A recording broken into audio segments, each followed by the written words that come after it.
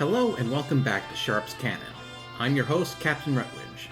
When we last left Sharpe and Harper, they had returned to England to find the remains of the South Essex. They not only found the South Essex, but Sharpe also found his wife in Jane Gibbons. Now in full force, they've returned to Spain, ready to push into France against Marshal Soult to end the war. In 1814, Napoleon was facing attack on two fronts. On one side, the forces of Austria, Prussia, Russia, and Sweden stood on the doorsteps of Paris. On the other side, Spain, Portugal, and the United Kingdom were laying siege to Bordeaux. As spring broke in the Pyrenees in 1814, Lord Wellington's army went on the offensive in France. The only force standing in his way was that of Marshal Soult. Time and time again, Wellington's forces beat back Soult until finally laying siege at Toulouse and Bayonne. This is where Sharpe's Siege takes place. Sharpe's Siege, first published in 1987, was the 8th Sharpe series novel written by Bernard Cornwell. Set on the French Atlantic coast, it involves Sharpe capturing a French fortress, only for him and his men to be abandoned and besieged by the French. Not to mention another plot by his old enemy, Major Pierre Ducos. The TV episode was directed by Tom Clegg and written by Owen Harris and Charles Wood. The main cast returns once more with Abigail Cruttendon as Jane Sharpe, Hugh Fraser as Lord Wellington, James Lawrenson as Major General Hector Ross, Theodore Atkin as Major Pierre Ducos, and Philip Whitchurch returning as Captain William Frederickson. Guest stars include Christopher Villiers as Colonel Bampfield, Sylvester Morand as Colonel Henri Lassagne, Christian Brendel as the Comte de Macaire, and Olivier Pierre as General Calvé, with Amira Kassar in an early TV role as Catherine. Production-wise, after 3 years of nightmares in Crimea, the production team made the wise decision to leave Ukraine behind and instead cover filming in Turkey. There were fewer complaints on the part of the cast and crew, while Sean Bean's rapidly increasing stardom led to a few confrontations with the paparazzi. Big difference, though, between the novel and the TV episode. The novel includes a heavy presence of the Royal Navy, along with a group of American privateers playing a pivotal role. Honestly, if the last production cycle could barely even afford to keep water running for the crew, I doubt they could even dream of affording full-sailing warships, let alone sets or small-scale models. How do we work around this in the middle of Turkey? Well, I think we'll find out soon enough. Our TV episode is set in 1813, as opposed to the early spring 1814 setting of the novel. We start out with Sharpe rescuing Major General Ross from French dragoons after scouting the camp of French General Calvé. Later on, Ross attends Sharpe and Jane's wedding, but falls ill of fever. The novel, meanwhile, begins with Sharpe visiting Wellington's chief of intelligence, Michael Hogan, now a lieutenant colonel dying of fever, leaving Sharpe with only the words Ducos and Maquereau. From both versions, we move along to Major Pierre Ducos, meeting with General Calvé regarding Wellington's plan of attack. Calvé, in the novel, is an old soldier, a veteran of the American Revolution, risen in rank through the tumult of the French Revolution. Here, he is more of a free and easy gourmand. Peine en Russie. Les gens comme ça, on les mangeait. Back at the British lines, Sharpe is briefed on a new mission by Wellington and General Ross in the episode, Engineer Colonels Elphinston and Wigram in the novel. The crux of the mission is to land an expeditionary force in Bordeaux, which is rumored by the royalist Comte de Macaire to be up in arms against Napoleon. While the episode involves Sharpe taking charge of a French fortress to aid the rebellion, the novel also includes the task of commandeering a flotilla of chasse-marées in order to build a bridge across the Adour River ahead of Wellington's invasion of Bordeaux. In command of the expedition is Horace Bampfield, a Royal Navy junior post captain in the novel, the new South Essex colonel in the episode. Sharpe himself brings along Captain Frederickson's Royal Americans. Harper is anxious to tag along, though Sharpe forces him to stay behind. not only due to his toothache, but the novel also provides the impetus of his new son, Richard Patrick Augustine Harper, being born. Sharpe himself is reluctant to go as he fears Jane is falling ill with fever. So, Sharpe at last sets out on his mission. Now, bear with me, because from here on out, the differences between the novel and episode widen substantially. I believe it will be best to run down the similarities, then move on to the differences. The expeditionary force under Bamfield makes its way to Bordeaux, though Sharpe discovers a familiar face had tagged along. Harper! Where were you hiding? How dare you frighten this poor fellow, Sharpe? Hiding? What do you mean hiding? As the fortress nears, a plan is put in place by Bamfield to scale the abatis, though Sharpe and Fredrickson are left out of that plan. The siege nearly fails, but quick thinking by pulling Harper's bad tooth allows the riflemen to bluff their way into the fort, forcing the commander, Colonel Lassagne, to surrender. Bamfield feels slighted by Sharpe's victory and sends the riflemen out on patrol as he reaps the glory. Soon, the Comte de Macaire is revealed a spy in the employ of Major Ducos. While Sharpe is out, Macaire tells Bamfield of Sharpe's capture and a large French force on its way. At this point, Bamfield makes the fort untenable and turns his tails back to the British lines. When Sharpe and his detachment return, they find the fort deserted and crumbling, and they find themselves unable to escape. As General Calvé's force approaches, Sharpe, Fredrickson, Harper, and their ally, Captain Palmer, scrape together what ammunition they can, along with burning a stash of oyster shells to make quicklime for primitive chemical warfare. Sharpe's command is able to hold the fort against the French attacks, before finally slipping away back to the British lines, where Bamfield is revealed as a coward and liar. Yep, those are the bare bones. Now, how does a TV episode flesh out those bones? For starters, Harper sneaks off in Colonel Bamfield's baggage wagon, found by Sharpe while brewing tea for the colonel. Tea. Thank you, Patrick. A subplot with Fredrickson's riflemen Robinson and Riley sees Riley murdered by an interloper, then buried by the chosen crew as the assault on the French fortress goes ahead.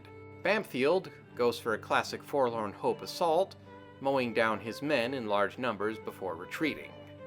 With Harper's missing chomper, Sharpe, Fredrickson, and Harris disguise themselves as wounded Westphalian cavalry to gain entry to the fortress, taking the small garrison by surprise and capturing the fort, meeting the Comte de Macaire's sister, Catherine, and her ailing mother in the meantime. Never had a French one before. First time for everything, what? Mademoiselle.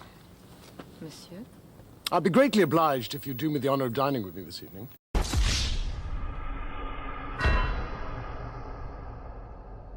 Indignantly, Bamfield sends Sharpe and Fredrickson out on patrol while his main force sees off the French defenders. While Sharpe is out, Bamfield meets Macaire and Major Ducos, disguised as the mayor of the local town. Sharpe's detachment raids a French column and its baggage train, finding special Jesuit bark on board, which Sharpe intends to use to save Jane from fever on returning to the British lines. Then, a small subplot with Robinson not keeping it in his trousers. Girl's happy, sir. No, the father isn't. Harper, take Robinson behind the barn. Teach him he does not make free with the French girls. Sir! Sharpe and Fredrickson find out soon enough that Bordeaux is still loyal to Napoleon, and a distant explosion reveals their fears. They are now stuck behind enemy lines, with a larger French force approaching, all masterminded by Major Ducos. Let's see. No ammunition. No front gate. A load of wounded men. Not much of a hope of defense. They're pretty much done for. So illustrated by this scene with Sharpe and Harper. You're not going to save some for your wife, sir?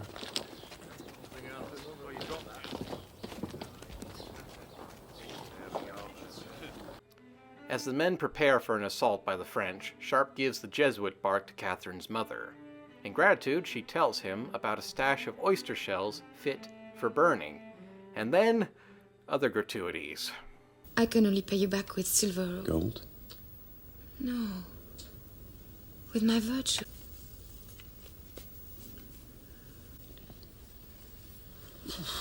I mean, what is it about Sharpe that makes women want to show him their... Melon, sir?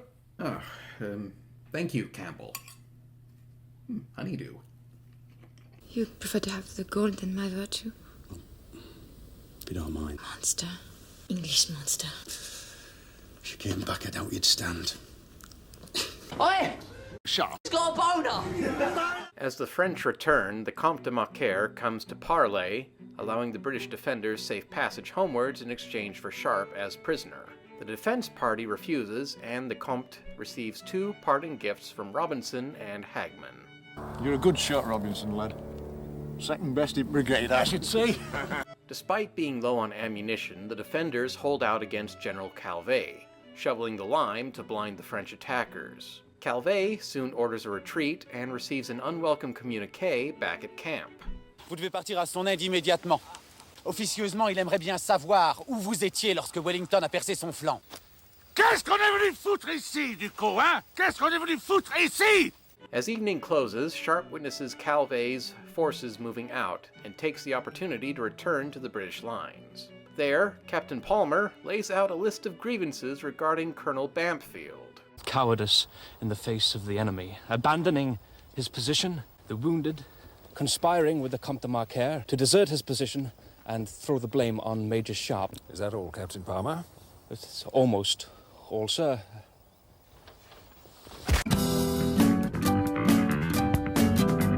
Major General Ross recovers from his fever, and Jane herself is found well, as Sharpe shares a tearful reunion. I thought I'd lost you. I thought I'd lost you. When you've stopped wasting my assistant's time, Jane, I'd be obliged for your assistance. I must take a man's foot off, and I want somebody to hold his hand while I'm doing it. Cue Hagman and Over the Hills. King George commands and we obey, over the hills and far away. Well, that's the TV series. Different yet straightforward. Now, the novel's version of events. Sharpe and Fredrickson sail with Captain Bamfield's flotilla to Arcachon and the Testebouche guarding the bay and the Chasse-Maries. Putting to shore southwards, Sharpe finds that Harper had stowed away in a rowboat, but plans move forwards nonetheless to take the fort. Bamfield, wanting to secure glory for himself, sends Sharpe and Fredrickson to block off the Bordeaux road, while he and his marines make good the capture of the fortress. Not to be, though, because Sharpe spots an outpost situated on the Royal Navy, manned by a crew of American privateers and their captain, Cornelius Killick, of Marblehead, Massachusetts. Killick is forced into this conflict out of desperation. He's tasked by the American government to disrupt British shipping, but a chance encounter with the Royal Navy forced him to Arcachon and the hands of Major Ducot.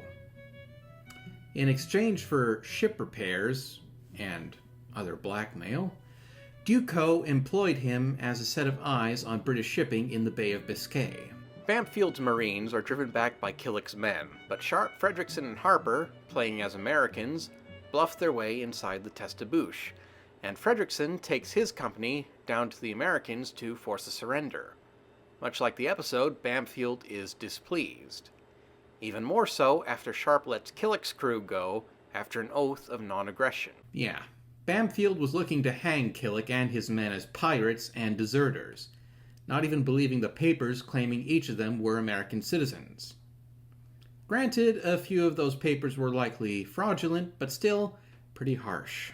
Sharpe and Fredrickson are sent with Marine Captain Palmer's company inland to ambush French reinforcements, while Bamfield sends an official report conveniently ignoring Sharpe's contributions to the Testebouche capture. Meanwhile, de Macaire meets with Ducot with news on British movements, not to mention Sharpe in Bordeaux. Ducot, sensing opportunity, gives Macaire a new assignment.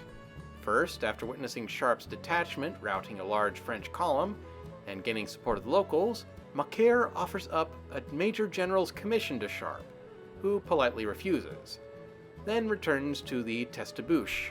Riding quickly, Macaire meets with Bamfield at the Testibouche and informs the captain of Sharpe's detachment being captured by Bonapartists. Bamfield, worried about an upcoming storm in the bay, prepares to disembark with Macaire in tow. I should mention here that the whole Robinson subplot is contained within the novel, albeit Robinson is one of Captain Palmer's Marines instead of one of Fredrickson's riflemen. And he runs off with the woman he found, effectively deserting. Not that Sharpe cared too much, though. After Bamfield's departure, Sharpe's detachment returns to the Testibouche to find the place deserted, gates destroyed, cannons spiked, ammunition blasted. Nothing left but a few ruined walls. Still, better than nothing with a large French column approaching. As Sharpe's detachment makes the ruined fortress defensible, Killick meets with Sharpe and tells him of oysters stored in a nearby cove, and learns from Fredrickson about burning them to make quicklime. Sadly, he doesn't try to share Sharpe's bed the same way Catherine did in the episode. Oops. As the French set up defenses, Sharpe keeps the men on full alert. Harper and Fredrickson's company stir up the paranoia among the French with pot shots. Calvet soon arranges a parley between Sharpe and one of Ducos's underlings, allowing all British defenders to be treated honorably as prisoners upon surrender, though Sharpe naturally refuses the surrender. Calvet then opens fire on the British and then marches his forces onto the Testibouche. Sharpe's men unleash train volleys onto the attacking French, and as the attackers close in, throw barrels of lime onto them, obscuring the view ahead. Captain Palmer even closed off the advance of their forlorn hope. Sharpe gets pretty well beaten up in the attack, but the British still hold out. In a last-ditch effort, Calvet enlists Killick's help to drive out the British, but Killick is forced to refuse due to his oath of non-aggression. After blackmail from Ducos, Killick meets secretly with Sharpe, and the two formulate an escape attempt. As Calvet's troops return to the Testibouche, Killick fires a long shot over the fortress. Sharpe surrenders to Killick, and before the French have a chance to figure out what is happening, the British are on board the American schooner, heading back to their lines. Now, wouldn't that be amazing to see on television? At the British lines, the floating bridge across the Adour River is complete, but Sharpe is on the lookout for Bamfield and Macaire. He singles Bamfield out as a liar, and Macaire as a spy, chasing the traitor, then stabbing him and tossing him into the Adour. Hogan is revealed to have died of fever, but Jane is still alive and well, much to Sharpe's joy. Sharpe's siege, everybody. Given the bare bones to flesh out, we see both the TV episode and novel, both crafted stories to fit their intentions. The TV episode, limited as it was, had a story that worked best for location, cast, crew, and budget. The novel branched outside the world of the Army, included aspects of the Royal Navy, and American involvement in the Napoleonic Wars. The novel is grand in scale, while the episode is compact yet praiseworthy. We feel angst for our heroes trying to maintain themselves in a hopeless situation, then coming out on top with their skins still intact. The TV episode has a few groanable moments, but holds up very well. Although the novel is once again king, the TV episode is still nothing to scoff at. Have a drink on me.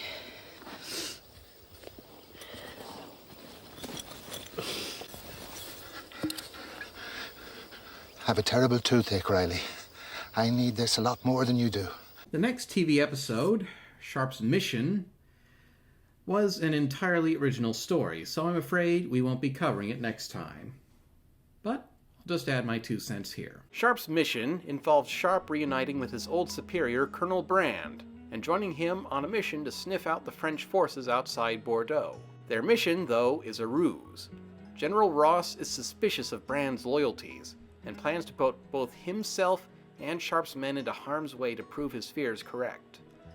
The episode has some good things going for it. For one, the scenes with Jane show the building distance and displeasure in Sharpe and Jane's hasty marriage. And the original character of Major Pycroft is an excellent addition to the story. However, setting the events in 1813 has really oversaturated that year in the TV series canon. and the episode itself is a bit of a disappointing denouement before Sharpe's revenge. Still, we had Mark Strong, and some more excellent humor on the part of Sergeant Harper. Did you see that, Harper? Oh, me? No, I saw nothing, sir. Did you see what happened to Colonel Brand? Oh, he's a funny fish, sir. I just saw him jump headlong into the wishing well. Why do you think he'd want to do something like that, sir? Thank you, Harper. Next time, we will move on to the Battle of Toulouse, Napoleon's downfall, and the final confrontation between Sharpe and Major Ducos. Stay tuned, and remember, Sharpe and Harper will march again. Good day.